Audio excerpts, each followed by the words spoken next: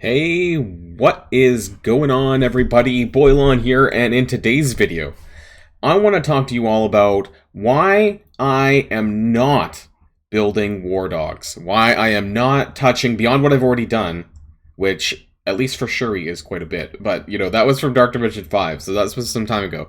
I have not bothered to touch these guys at all. Well, actually, you know what? I should have expanded to the Wakandans, so that's my bad there. I'll do that after. I haven't done anything on them. When they had their Crucible rework, I didn't touch them either. So I'm here to talk to you about why I'm not doing that.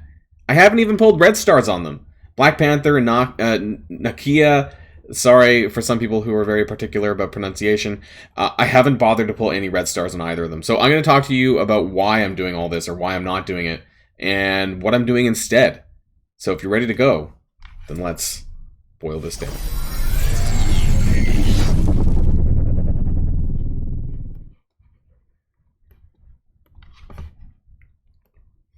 Okay, and I wanted to switch this back to Wakandans because I think this is a little bit more broad, because we're talking about why I am not building them, but also who I'm building instead. So this is sort of a reference to what's upcoming, which is going to be the Death Scourge. I think it's really worth noting, anyways, why I'm not touching these guys at all. So first of all, there's a few reasons, and I want to start off with talking about I'm calling them New Black Panther and Nakia, because they're new characters. And so what happens with new characters is that typically you're not going to get that many star levels on them unless you're spending. Just full disclosure that this is going to be from a generic, typically free-to-play or, kind of perspective here, that you're only going to be getting, in some cases, a 3 to 4 star on these characters. Now, the problem, of course, with Nakia is actually her campaign event, which is a different structure than what we're used to from previous event campaigns. So whether or not you're going to get the normal shards that you would from previous events and how they were in the past, that remains to be seen a little bit. And I want to talk about why they're kind of, I don't want to say a one-trick pony, but they're particular characters for particular game modes. So we have 7 characters which are split up into 2 different game modes, from Cosmic Crucible to Alliance War and War Offense. That portion of Alliance War anyways. And so you have the generic, Shuri, Killmonger, Black Panther, Okoye, and M'Baku for Crucible, and then now we have these 2 for War Offense. Now, I've been told that you could use some of these characters in Crucible as well by kicking out M'Baku and Killmonger. I'm not sure if it's worth it. I was talking to Valley Flying on the news video, this past week, and he was telling me that they can be beat by Young Avengers. So that's not very, them on the defense and Young Avengers on the offense. So that doesn't make me feel very good about wanting to invest in these characters right now. Now, obviously, we're here to talk about Scourge a little bit as well. So with the Death Scourge coming up, who's the ticket, right? Who's the golden ticket? And here's exactly why I've decided not to use these guys. There's 2 reasons. One, because Desi's just right around the corner. And for me, I value raid characters tremendously. And to really showcase that, we're going to get to this. So this is my Horseman Scourge events guide. I've updated this recently with the help of Captain King. But I want to talk about, just the characters that are upcoming in the next little while. We have Dark Beast just around the corner, who's probably going to have an offer in a week. And full disclosure again, I'm pretty up to date when it comes to my roster. Like, as far as gold goes, I've basically updated, I've upgraded everyone that I need to do. Magneto's sitting at 90, Psylocke's sitting at 90. I have a lot of course prep for Dark Beast. I have a decent amount of gold that's going to, build up, and that's going to be for Dark Beast to get him to 90 and to get some of the other characters to 90 as well, because Raids is one of the most important game modes in Marvel Strike Force outside of Arena, which means that, getting them up and ready, especially if you're doing Doom Raid 3, is going to be super important. Now, are these characters important for the wider game? In my opinion, not really, because both while Crucible commands a little bit of a better, return in investment, I don't believe that Alliance War does. And so even though that they're double dipping for Scourges, this is no different than, say, upgrading A-Force, in my opinion, or, at least A-Force, these have more than 4 characters, but A-Force, Dark Hunters, any of these sort of trap teams. So I do think that this is a little bit of an endgame trap. Now, I think that they're a pretty good team more broadly, Wakandans, for mid-game players. You know, if you're not quite at the end game, if you're not in Doom Raid 3, but if you're someone who's working towards that, who's working towards a goal of Doom Raid 2 or 3, I think you still want to consider what I'm doing is just holding off. Don't gear these characters. Don't spend a lot of investment. You could maybe take them to like 65, G12, something like that, and use them as a burner team for the upcoming Death Scourge. You know, but I wouldn't go balls to the wall in your investment with them, with your gold, your gear, or whatever, because I think you're going to get lots of better value out of the upcoming Death Seed team, which obviously also is an Apocalypse team. So if you're not someone who's up to date with your roster, then you kind of need to pick and choose who you're going to level. And I do, in fact, think that they are skippable. I think that we've actually had a handful of skippable characters recently that people don't think that way. So by and large, you know, depending on how you run your arena, Spider-Man 2099 was not a must-have. I thought he was a very strong, I still think he's a very good character, but roster-wise, if you're just not quite, you know, if you don't have a lot of resources to invest, I think he was skippable. I think Noir was skippable. Spider-Reaver, because of his involvement, her involvement in Apocalypse, I think was the only one that you probably needed to build, past tense. But there's been a lot of instances, and Mr. Negative, I don't know where the hell he is, right? So there's been a lot of instances with characters that you don't need to raise immediately. And so I don't think that the War Dogs are also characters that you need to raise immediately. I did not raise the Wakandans when they got their Crucible rework, and I'm doing just fine. I'm in Diamond 3 in Crucible, and I've completely ignored them, and I haven't, you know, had to build them at all. So that's testament that you don't need to do that. And, you know, the alternative is, of course, you know, by not having either the Wakandans or the War Dogs for the Death Scourge is obviously Bionic Avengers. Now, I have put a lot of investment into these characters. As soon as they came out, I invested right away. A, because I hated Doom Raid tech, and these were the solution. And B, well, I'm using them every single day because I'm using them in raids. Now, I put a lot level 90. They're actually all level 90, and they're all gear tier 16 with the exception of Iron Man because of gamma radiation, because I need that for Abomination to get him to 16, and then we'll see from there. Most likely I'm not going to get Iron Man to 16 before Archangel's event comes around, but still, I want to say that there's no chance, and they do so much damage, there's zero chance in hell that they cannot clear Node 5. Whoever's on Node 5, it doesn't even matter. There's like no chance that they can't clear one single node. Their damage is so high that I can't fathom to think that they can't clear a node. So typically what I do, and this is where I want to raise my my Scourge guide here a little bit. Now this is for all of the Scourges. We can zoom in a little bit over. Oh, that's a little bit big. I have typically gotten a 6-star character on every single event.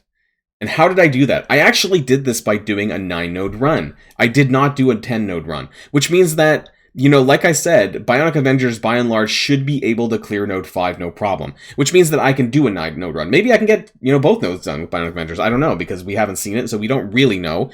But I would be hard-pressed to believe that they can't clear at least one node.